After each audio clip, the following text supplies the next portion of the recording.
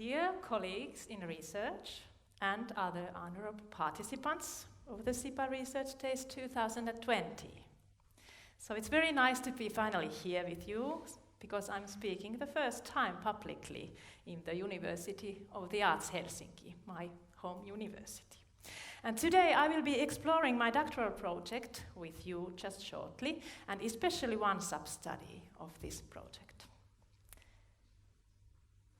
How about inviting a musician or an artist to work on a hospital ward? The prospect of inviting professional art practitioners, such as musicians from all genres, music educators, or church musicians, to add to the care or healthcare of people is now emerging in contemporary hospitals. However, entering a family room, individual patient's room, or the halls and corridors of a ward with shared music-making intentions creates new demands on musicians and their work.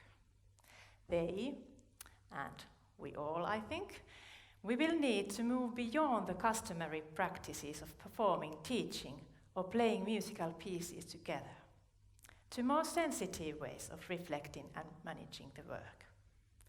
This is the reason I have started to study music practitioners. We may call them, for example, musicians, or health musicians, healthcare musicians, hospital musicians, or care musicians. But today I will call music practitioners now these healthcare musicians.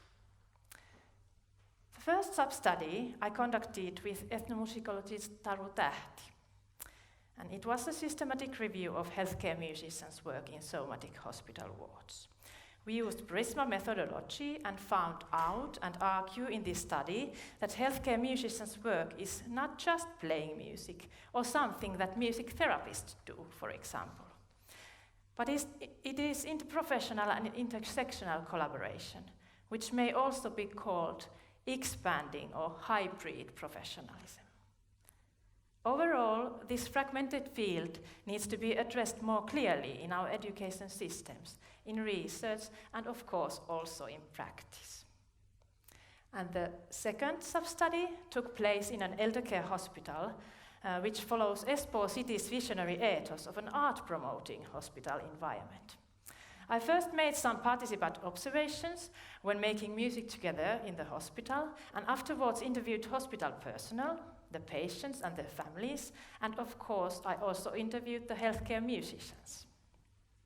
I analyzed the sensitive and highly reflexive music practices that took place in these wards, and I have also interviewed some policymakers and healthcare musicians that are not working in this hospital. And the third sub-study took place in the NICU unit of a leading children's hospital in Finland, here in Helsinki. I generated the data in a similar way than in this elder care hospital, and I use and think that the whole data set, which was generated in these two hospitals, is one data corpus for me, and there I draw these different case studies out. So I think that there will be 2 more case studies, and they will be from music making in hospice wards, so it's end-of-life music work, and spiritual music work that is conducted in collaboration with Lutheran parishes. But today I will explore with you this NICU case here. Newborn babies and their families in intensive care are in comprehensive need of support, as they face a multi-layer crisis in physical, emotional, and psychological levels. What I found in this study was that parents, nurses, families, and musicians used metaphorical thinking and metaphorical language also to bridge and support the well-being of the families in their critical life and death situations. Metaphors may be one way, one tool to navigate and develop and co-construct interprofessional work in healthcare. It helps us as musicians to understand and engage in emotional levels, but at the same time in a safe and trustful way into this life and sorrow of families. And musicking maybe a socio-cultural action of making every kind of music with and for people. It is besides beautiful music, social engagement, and a way to settle down to the flux of a word. It is a very people-centered way to make music together, and first of all, it's not about me, it's about them. What research overall in the 21st century in my field and my own research project implicates? We will have to move at some extent beyond fixed practices and ways of working, and this means also developing our education in music. Students overall, and especially in higher music programs and higher music educational programs, need to acquire and develop such relational and ethical understanding that will help them in positive and fruitful way in engaging in intersectional collaboration and societal transformation that we are having. So what I am suggesting is really not this. This is from a European Music Therapy Conference, this symposium that I was in, and I was quite scared to go there because of the picture. And it said practices of music therapists and other health musicians, competition or productive coexistence. But this symposium turned out to be very friendly and fruitful way to speak about these things. So instead of this, I'm suggesting multi-level interdisciplinary collaboration. And there are many kinds of new networks for researchers and practitioners as well to join. And for example, in Finland, we have this Arts and Health Network, and the Nordic Arts and Health Network is now growing rapidly. And there are also many global networks for everybody to join and learn together about these things. And now many people, when I started this project, many people were asking like, yes, nice, and but what are they really doing in those hospitals? So we produced this video, and I will shortly show you something about this video. And I have to say that for ethical reasons, so these hospitals that are in this video are not the hospitals I conducted my research in. So let's see. Kaikissa kulttuureissa, mitä tunnetaan nykyajalta ja menneiltä ajoilta, tiedetään, että on musiikki tai rytmi ollut jollain tavalla läsnä. Sairaalamuusikon työ on valtavan kiinnostavaa.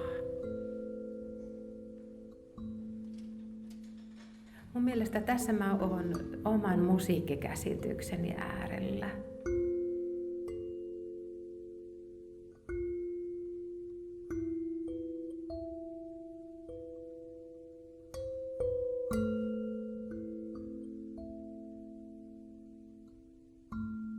Tätä työtä voi varmaan pitää raskaana työnä, koska näkee kärsiviä ihmisiä ja näkee kuolemaa.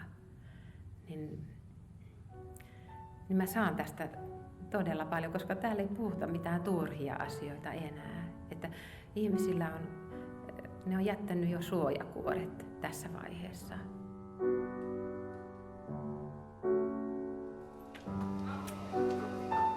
Erityisen kiinnostavaa ja hienoa minusta on sairaalamusiikki. Oikein haluamme musiikkia tarjota terapiavälineenä, niin siinä on yhtenä tärkeänä elementtinä taiteilijan läsnäolo ja semmoinen tietynlainen interaktiivisuus, joka tuo siihen syvyyttä ja laatua.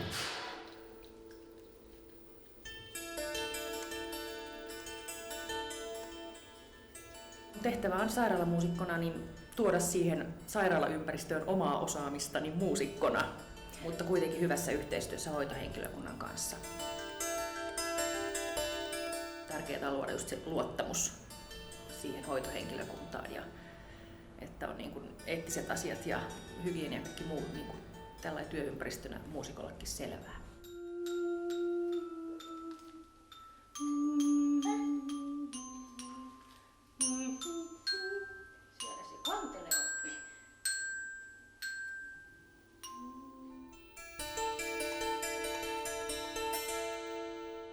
tilanteiden herkkyys niin tuo mun muusikkouteen hirveän paljon herkkyyttä lisää.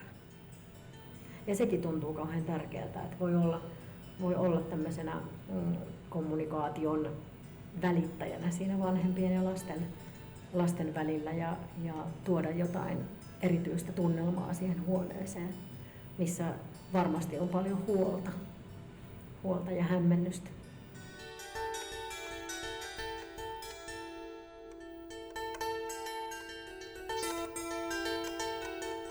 Monet tutkimusryhmät ja tutkijat ovat osoittaneet, että musiikin It's in the internet if you want to see the whole video. Thank you.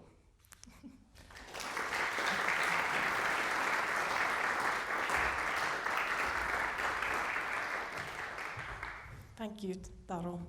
Very interesting project. And it was nice to see, we are colleagues in Mutri, but it was nice to see your work here presented, my first time also. We have time for questions. So, would anyone have a comment or a question for Taru? We have the kuutio, what is it called? So if needed. Just a quick question: Is there any? Do you find that there's any difference about how sick people are or can be? Is there any different? Is this something you can only do with people who are at only a certain level of sickness, or can this work be done with, for example, completely unconscious people? This is very good question, and well, I have never had this question. And would you work with unconscious people? I'm not sure, because how we can find out their will to hear music. But in hospice cares, music is quite a lot internationally used, because they say that, and researchers say that. What is this?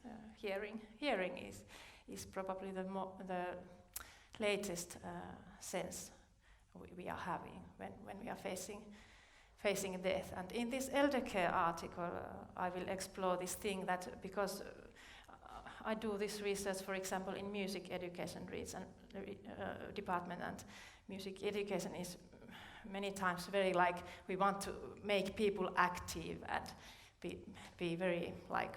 And it's many times very cheerful, but this is like, I call this, like, I haven't figured out what is this called, but this is quite sad music education sometimes. So it's a different kind of approach, maybe. I don't know if I answered the question, but very good question. Yeah, thank you. I would like to ask whether there is any education for these kind of hospital musicians already, or are you planning to create such an education, or how do you get there? Yeah. For example, you saw the Tapiola Symphony at the musicians, so they had this, ordered this training for the symphony orchestra, and it's part of their work. It's not so much, but some musicians do it more, and some you can like choose if it fits to you, if it's close to your heart, this work. So you can like do that like that, and they learn when they go. And many people, this is not.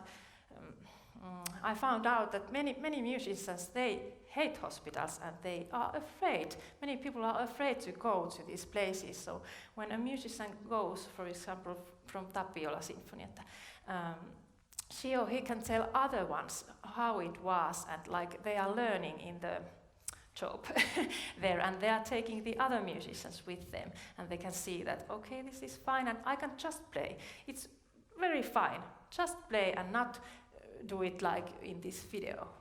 So there are many levels that you can do. But there has been, now there is this, in universities of applied sciences, there is this community musician. It's in-service training, so after you have profession already, you go there. But it's quite fragmented, and in this review we tried to figure out if internationally, but it's very fragmented, so maybe there should be some kind of education, and we think with Taru Tähti that it really would be better to embed the education in already existing, for example, master's degrees. It would be maybe the cheapest and easiest way, but you could also create some kind of, and there are community music educations. But I would say that, for example, in Finland and in Nordic countries, we have so educated musicians that when we are speaking about, for example, community music, it may be very different in other countries than here.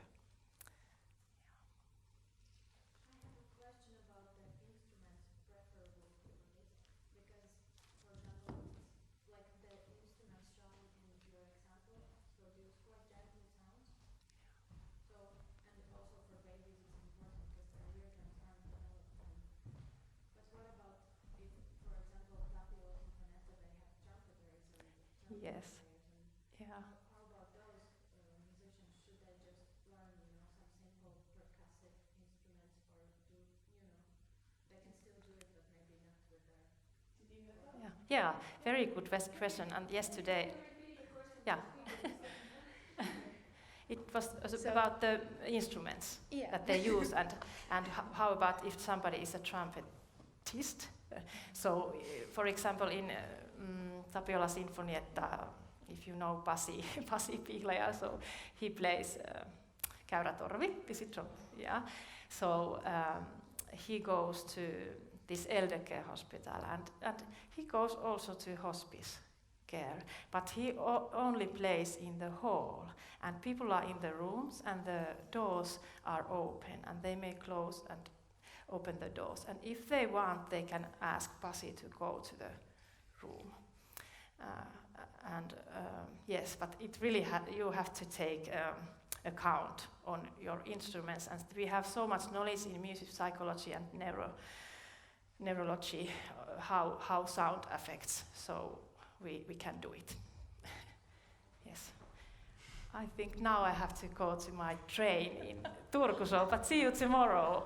I'm so sorry that I have to leave. Thank you, Taru. Yes, thank you.